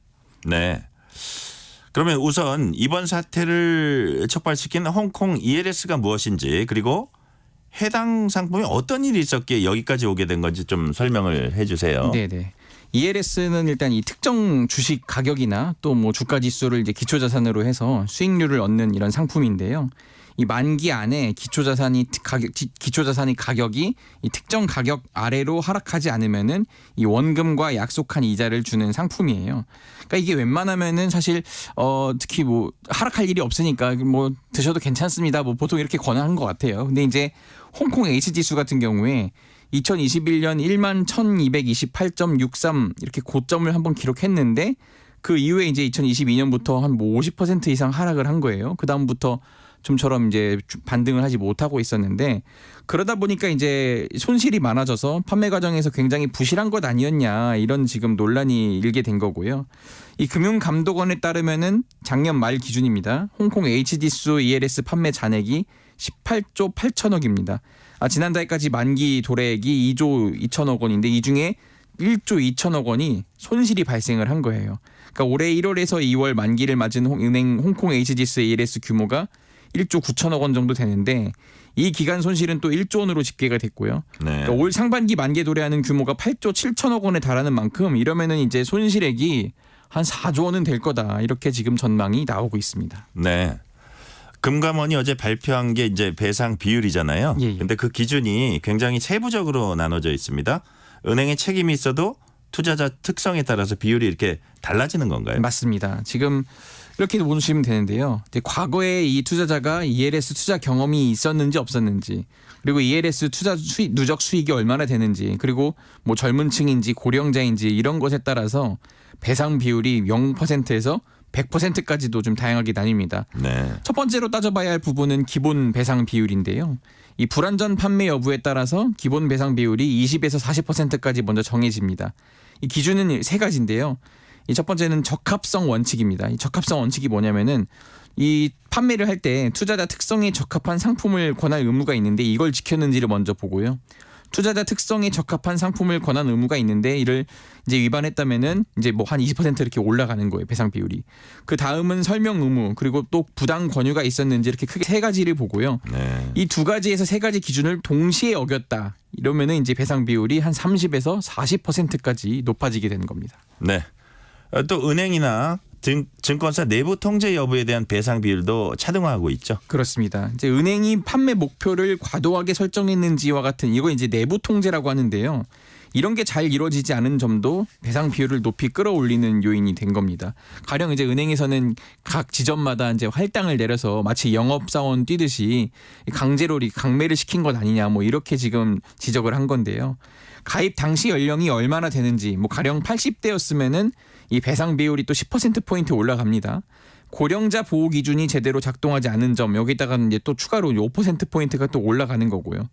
이 은행의 배상 비율 그 포인트를 증권사보다 또 소폭 높게 책정을 한 건데요. 같은 이제 판매를 했더라도 은행에 대한 좀 배상 비율을 높게 한다는 거죠. 그러니까 이런 게 이제 금감원에서는 은행의 내부 통제의 부실이 증권사보다 심각했다 이렇게 어제 지적을 했습니다. 이게 이런 상품을 잘 아냐 여부를 또 따지는 것 같은데 투자 경험이 많은 투자자라면 이번 배상에서 불리하게 적용을 받습니까? 맞습니다. 이제 금감원 조정 기준안에 따르면은 20회 이상 이 ELS에 가입한 투자자부터는 이제 배상 비율이 차감이 되는 거예요. 네. 그러니까 수차례 투자를 하다 보면은 ELS의 손실 가능성을 당연히 인지할 수밖에 없다. 이게 이제 금감원 측 설명인데요. 구체적으로 기준을 살펴보면은 21회에서 한 30회 정도 해봤다 이러면 이제 마이너스 2%포인트, 31회에서 40회는 마이너스 5%포인트, 그리고 뭐 41회에서 50회는 마이너스 7%포인트, 그리고 51회 이상은 마이너스 10%포인트 이런 식으로 ELS 상품 가입 횟수가 많을수록 이 차감되는 비율이 굉장히 높아지고요. 투자 횟수뿐만 아니라 과거 ELS 투자 과정에서 이 위험을 인지한 경험이 있냐 없냐 이것도 이제 차감 요소입니다. 그 지연 상환이라든지 손실 발생 구간에 들어가는 이런 경우 뭐 손실 경험에 따라서 각각 뭐 5, 10, 15%포인트 이렇게 깎고요. 60회를 넘게 ELS를 투자했다가 한 번 손실 난 투자자도 있거든요. 이럴 때는 이제 여기서 15%포인트가 깎였고요. 이 투자자처럼 이제 과거 ELS 투자로 번 돈, 이게 누적 이익이라고 하죠. 이 누적 이익이 현재 조정 대상이 된 이 홍콩 HD수 ELS 상품보다 손실이 크면은 배상 비율이 이제 10%포인트 깎입니다. 다만 이제 과거 수익이 있다고 해서 무조건 깎는 건 아니고 이를 배상 금액과 뭐 직접적으로 한다는 건 또 아닙니다. 언제 배상을 받을지 배상 시점 일정이 나왔나요? 예, 판매사가 이제 이번 조정 기준안에 따라서 이 자율적으로 배상안을 제안하고 또 투자자가 이를 수용하는 절차가 필요한데요. 네. 이 자율 배상으로 합의가 이루어지지 않는다면 분쟁 조정 절차를 택할 수도 있습니다. 일단 금감원은 4월부터 대표 사례에 대해서 분쟁 조정 위원회를 개최하는 방식으로 이제 조정 절차를 진행하는데요. 절차는 추가 사실 조사, 뭐 검토, 뭐 이런 다음에 이제 분쟁 조정 위원회 회부 뭐 이런 지금 굉장히 좀 복잡한 과정이 또 걸칩니다. 이게 평균적으로 한 2달에서 3달 정도 소요될 예정입니다. 네. 이 같은 조정안에 대해서 금융권과 투자자들 어떤 반응 내놨습니까? 양쪽 다 일단 좀 떨떠름한 반응인데요. 그래요? 네, 그러니까 양쪽의 그 요구 사항을 충족시키기 위하다 보니까 이런 안이 나올 수밖에 없는데 한 은행 관계자가 이렇게 얘기했습니다. 배상안이 나왔다고 해서 이를 일방적으로 수용할 이유는 없다. 뭐 불안전 판매 등 없이 정상적으로 판매된 상품의 투자 손실을 배상하는 것은 오히려 자본시장법 위반이 될 수 있다. 이렇게 좀 반박을 했는데요. 또 좀 이런 게 있습니다. 이거 금감원이 총선을 앞두고 너무 금융회사의 책임을 과도하게 반영한 것 아니냐. 뭐 이런 시각도 있는데요. 그러니까 예를 들어서 예전에 그 라임 사태라고 있었는데 당시에 이제 알츠하이머로 이제 억지로 가입한 이 피해자도 결국은 80% 배상밖에 인정이 안 됐다. 그런데 ELS는 공모 상품인 건데 100% 배상을 말하는 것은 금융당국이 너무 총선전 표심을 의심한 거다. 뭐 이런 지적도 나오고 있고요. 반면에 그렇다고 해서 투자자 측도 역시 반기지 않는 건 마찬가지인데 이 길성주 홍콩 ELS 피해자 모임 위원장 이렇게 언론 인터뷰했는데요. 은행의 구조적 책임이 명백한데도 투자자 책임이 크게 책정됐다는 점에서 일방적으로 이건 은행 편을 든 배상안이다. 뭐 이렇게 주장을 했고요. 많은 투자자들이 배상안에 반발하면서 지금 집단 소송 분위기가 좀 조성되고 있다고 이렇게 말했는데요.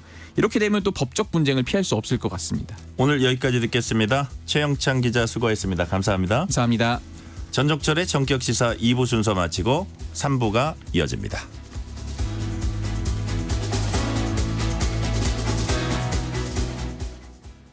잠시 후 8시 반부터 일부 지역국에서는 해당 지역 방송을 보내드립니다. 워렌 버핏은 가치 투자, 필립 피셔는 성장주 투자, 피터 린치는 장기 투자, 그리고 성기영은 경제쇼. 방법은 달라도 목표는 하나. 여러분을 성공의 길로 안내합니다. 평일 오후 4시 5분 성기영의 경제쇼. 주말 오후 5시 5분 정보를 업그레이드한 성기영의 경제쇼 플러스. 일주일 내내 함께 하십시오. 편지 왔습니다. 퇴근길 지친 당신에게 힘이 되는 뉴스를 전해드립니다. 매일 저녁 당신과 함께 읽는 세상 이야기. KBS 1라디오 뉴스레터 K. 지금 시각은 8시 30분입니다. KBS.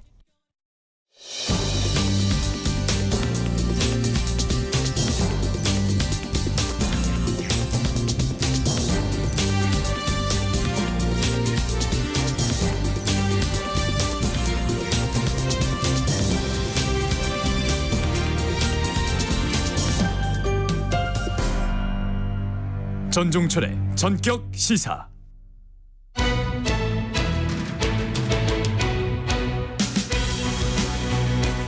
공무원이 악성 민원에 시달리다 숨지는 일이 또 일어났습니다. 법학다식 오늘은 악성 민원으로부터 공무원을 보호할 수 있는 제도적 장치와 악성 민원에 대한 실효적 법적 대응 방안을 짚어봅니다. 오늘도 이고은 변호사와 함께합니다. 이 변호사님 안녕하세요. 네, 안녕하십니까. 이고은 변호사입니다. 먼저 항의성 민원에 시달리던 공무원이 온라인상의 신상 정보가 공개된 이후에 숨졌습니다. 네. 김포시 공무원이 극단적 선택을 한 배경과 사건 경위부터 좀 정리를 해주세요. 네, 김포시청에서 근무하던 30대 9급 공무원이요. 이 악성 민원에 시달리다가 온라인에 신상까지 유포됐고요. 그 뒤에 이 극단적인 선택을 했다라는 사실이 알려지면서 논란이 커지고 있습니다. 이 사건에 이제 시초가 됐던 부분이 뭐가 있냐면 이 지난달 29일에 이 경기도 김포에서 도로가 파임 현상을 복구하기 위해서 보수 공사가 진행되는데 이 공사 때문에 도로가 일부 차단되면서 정체가 생겼습니다.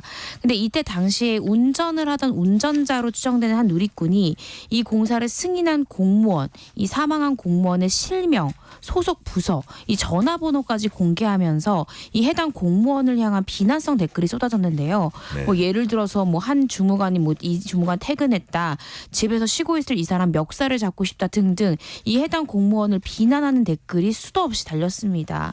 이 공무원 노조 측에 따르면 이 해당 공무원은 계속된 항의 전화로 그간 정신적 고통을 심하게 받았던 것으로 전해졌는데요. 그리고 지난 5일 오후에 인천의 한 도로에 주차된 차량에서 이 공무원이 숨진 채 발견이 되었습니다.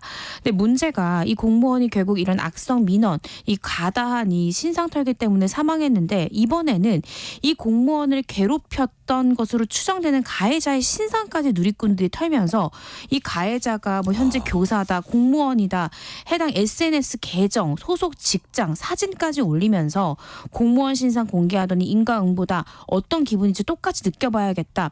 계속해서 이런 응보적인 행태를 이어가서 이 또한 문제가 되고 있습니다. 어떤 공적인 처벌이 아니라 사적인 처벌 네. 같은 그런 부분이네요. 네, 그렇습니다. 김포시청이 법적 대응을 추진하고 있는 것으로 전해졌습니다. 절차가 보통 어떻게 됩니까? 지금 이 김포시에서는요, 본인들의 이 자문 변호사와 함께 이 온라인 카페 누리꾼들 경찰에 고발하겠다라는 방침을 밝혔습니다. 이 고발장에 적시할 구체적 혐의도 검토하고 있고요. 관련 증거 자료도 모으고 있다고 하는데요. 실제로 이 숨진 30대 공무원 A 씨를 상대로 작성됐던 신상 정보 공개 글이나 또 인신공격성 게시글 등을 수집을 했고요. 또 민원 전화 통화 내용까지도 확인한 것으로 파악이 됐습니다. 제가 추측하기로는 고발장에 들어갈 죄명으로는 일단 정보통신망법 위반상의 이 명예훼손이나 또 이 악성 댓글, 모욕죄도 검토해 볼 수 있을 것 같고요. 또 이 해당 공무원이 업무를 수행하던 중에 정말 뭐 당신을 찾아가서 어떻게 해버리겠다 이런 협박성 전화, 민원 전화를 시달렸다라고 하면 해당 공무원의 공무 수행을 방해했다고 볼 수 있거든요. 따라서 이런 부분은 공무집행 방해까지도 한번 검토해 볼 수 있을 것 같습니다. 네. 사례에 따라서 경계가 애매한 경우도 있을 것 같은데 네. 악성 민원이다, 아니다. 어떻게 구분할 수 있습니까? 일단 기본적으로 악성 민원을 어떤 법적으로 정의하는 규정은 없습니다. 근데 일반적으로 좀 구분을 해보자면 악성 민원과 불만 민원 이 두 가지의 경우로 정의를 좀 나눠볼 수 있을 것 같은데요. 악성 민원 같은 경우에는 주로 이 공공기관의 민원 중에서 심각하게 부적절하거나 또 법률적으로 수용하기 어려운 내용을 포함하는 경우를 말합니다. 뭐 예를 들어서 악의적으로 민원 내용을 조작하거나 또 문제적인 내용을 지나쳐서 민원 처리를 하는 담당자는 물론 이 다른 민원인에게까지 손해를 끼치는 민원을 의미하는데요. 이 악성 민원의 특징 중 하나가 일회성이 아니라 다회성 또 이 지속적으로 발생하는 특징을 지니고 있습니다. 이와 대조적인 개념으로 이제 불만 민원이 있을 수 있는데요. 이 불만 민원을 제기하는 민원인들은 주로 이 행정 처리하는 과정에서 겪은 문제 혹은 이 불만을 또 불편을 표현하는 경우를 나타냅니다.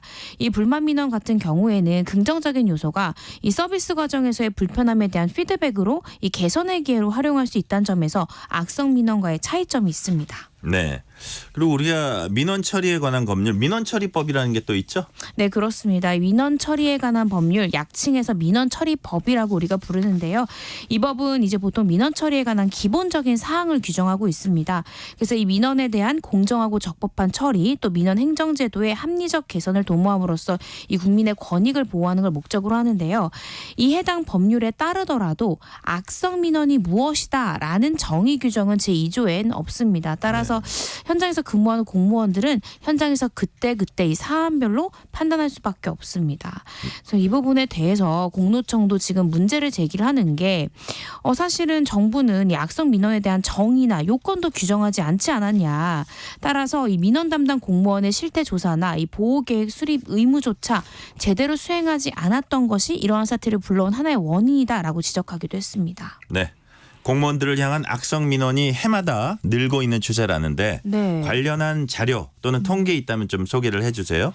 행안부가 이제 매해 이 악성 민원의 건수를 집계를 하고 있는데요. 네. 이 악성 민원은 행안부가 보고된 자료만 보더라도 해마다 늘어나고 있습니다.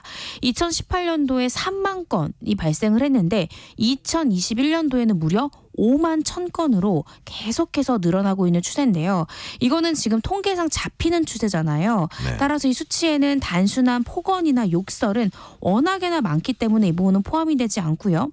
실제 담당자가 이런 단순 폭언이나 뭐 욕설 같은 경우를 보고하지 않으면 알 수가 없기 때문에 실제 민원은 지금 집계된 것보다는 훨씬 더 많을 것으로 예상이 됩니다. 제가 사실은 뭐 동사무소 같은 데 가보면 우리 공무원들 수준이 많이 높아졌거든요. 네. 이 악성 민원을 왜 하나 이제 잘 이해는 안 되는데 그 유형도 천차만별이라고 합니다. 어떤 네. 유형, 어떤 사건들이 이제 좀 사례 위주로 좀 설명을 해주세요. 네, 사실 유형별로 나눠도 굉장히 많은데요. 뭐 폭언이나 욕설 가장 많죠. 저도 동사무소 가면은 가끔 이런 장면을 목격하기도 하는데 이 부분이 가장 많고 또 협박과 폭행, 심지어 이제 성희롱을 하는 경우도 있고요. 네. 또 심할 경우에는 기물 파손, 또 심지어는 흉기를 들고 와서 공무원에게 상해를 입히는 사건도 심심치 않게 일어납니다. 네. 저도 검찰에 있을 때 특히 이제 경찰서 이 지구대에서 이제 술에 취해서 난동을 피우거나 공무원에게 상해를 입히는 사건으로 기소하는 경험도 굉장히 많은데요. 민원 부서가 어디가 많을까를 또 한번 짚어보면 주로 이 사회복지의 기초수급 업무 담당하는 부서, 또 이 복지지원금, 또 인허가 관련, 또 체납 차량의 번호판 영치라든지 주정차 단속을 위반하는 부분, 또 이 정보 공개를 담당하는 부서에서 악성 민원이 가장 많이 발생한다 이렇게 나오고 있습니다. 실제로 이 공무원들 상대로 최근 악성 민원을 받은 적이 있느냐라는 설문조사를 해보니까 무려 84%, 이 거의 모든 공무원들이 악성 민원에 시달리고 있고요.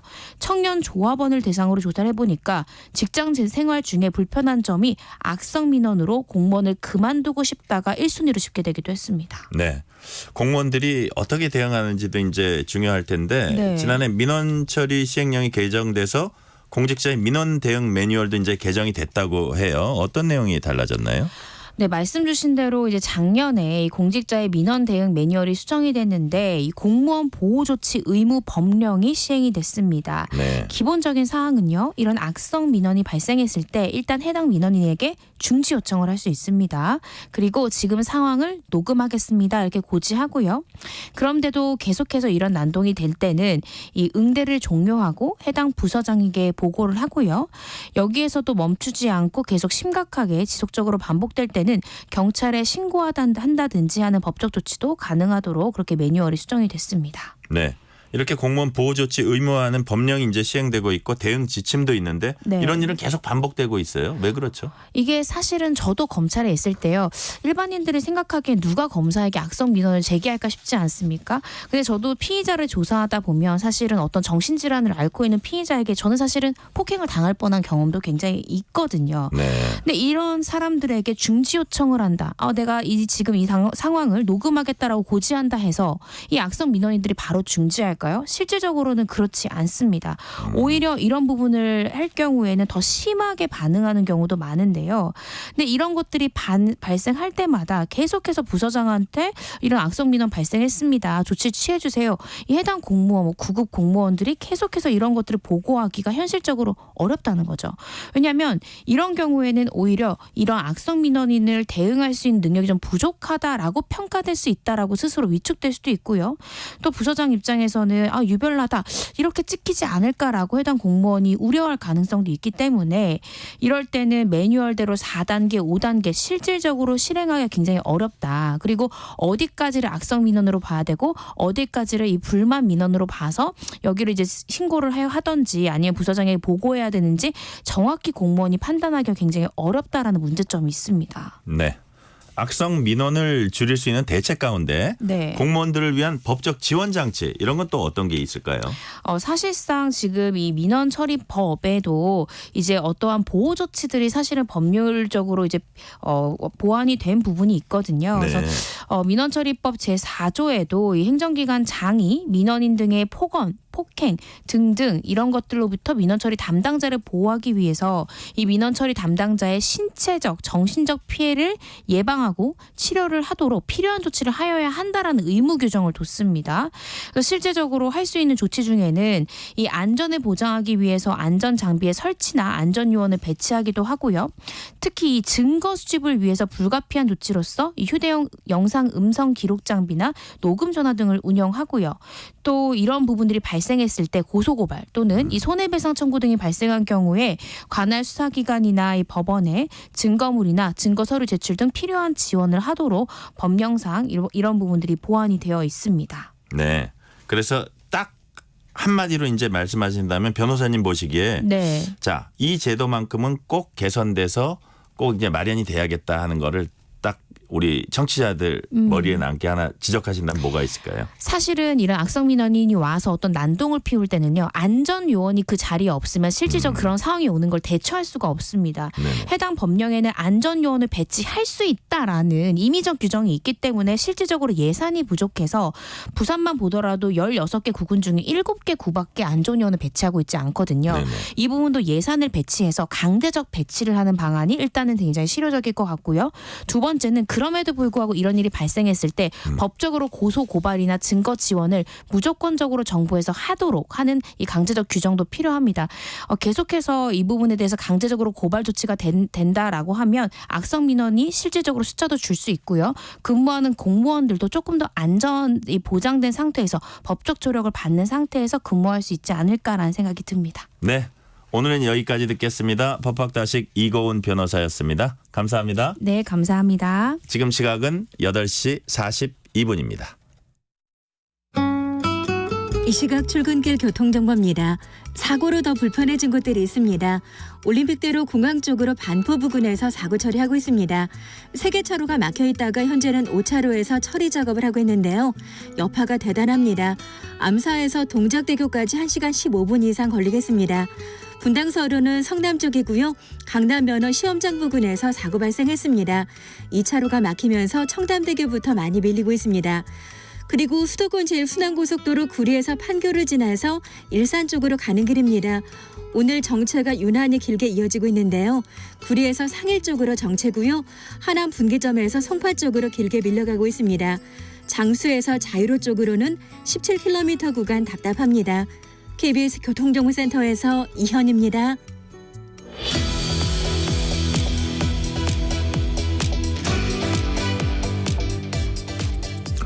중국의 최대 정치 행사로 불리는 양회가 어제 폐막했습니다.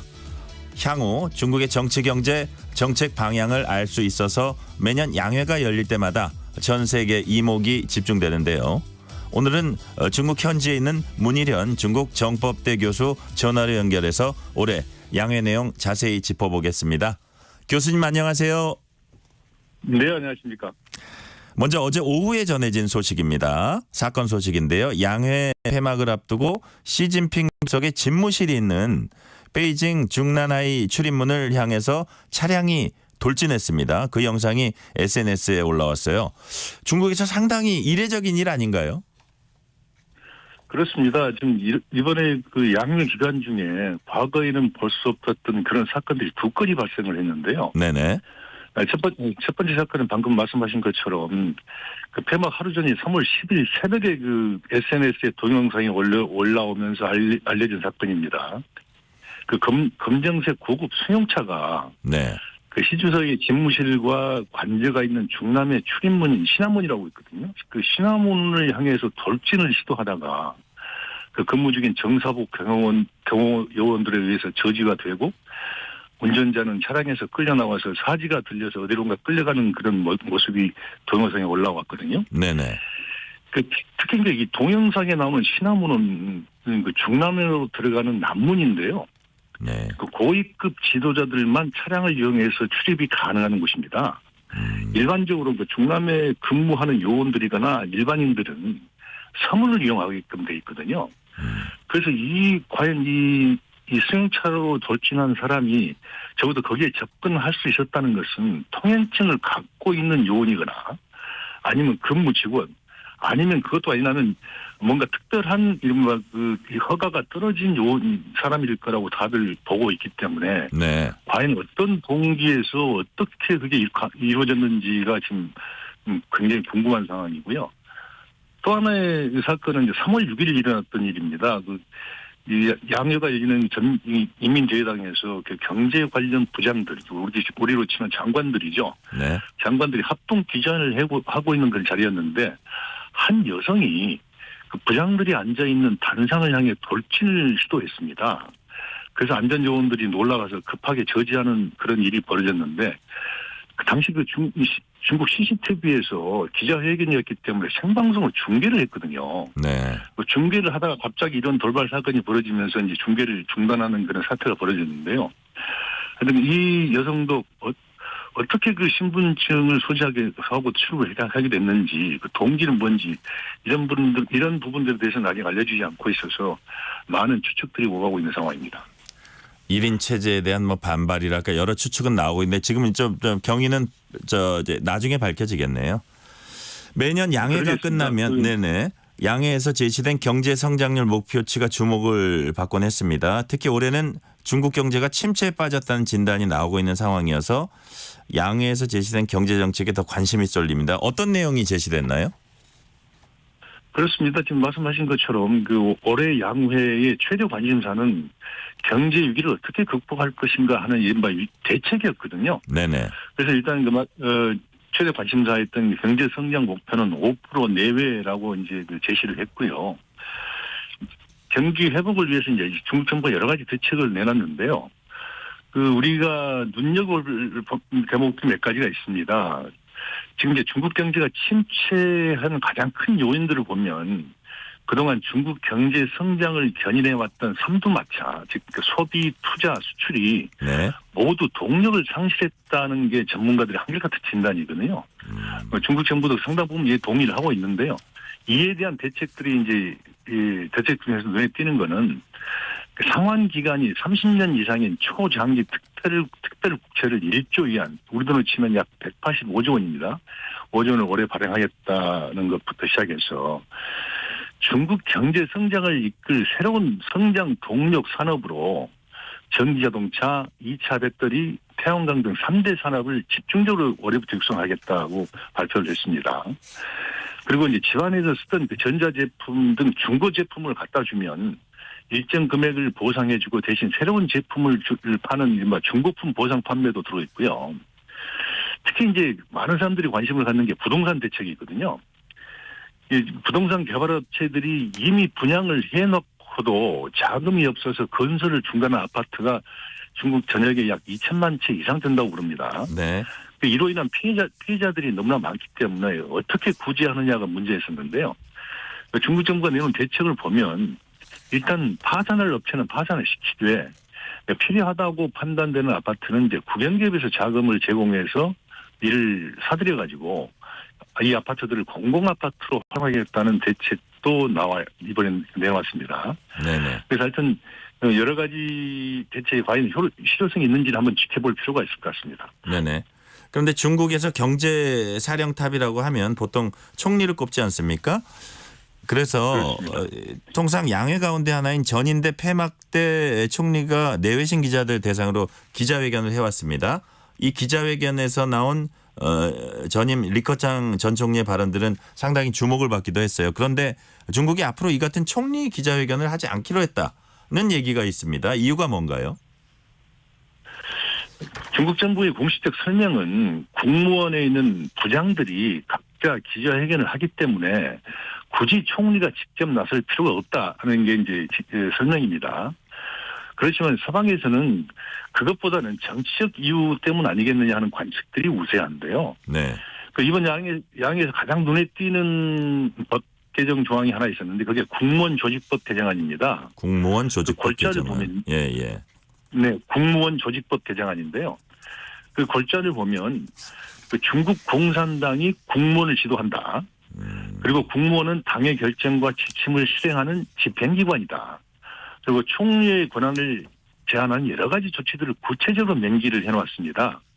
한마디로 얘기하면 당 1인자의 위상은 대폭 강화가 된 반면에 총리의 위상은 역으로 대폭 약화된 것이거든요.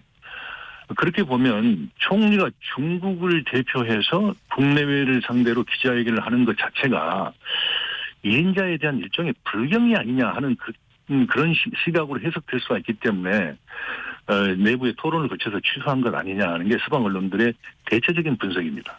결국은 시진핑 주석 1인 통치 체제가 더욱 강화되는 그런 한 흐름이다 이렇게 이해를 하면 되겠네요. 그렇습니다. 지금 그런 정황들이 여러 가지가 나타나고 있는데요. 대표적인 게 이제 최근 상황을 보면 기존에 몇십 년간 지켜져 왔던 정치적 관행이라든가 관례, 규범이 다 모두 깨지는 상황들이 지금 벌어지고 있거든요.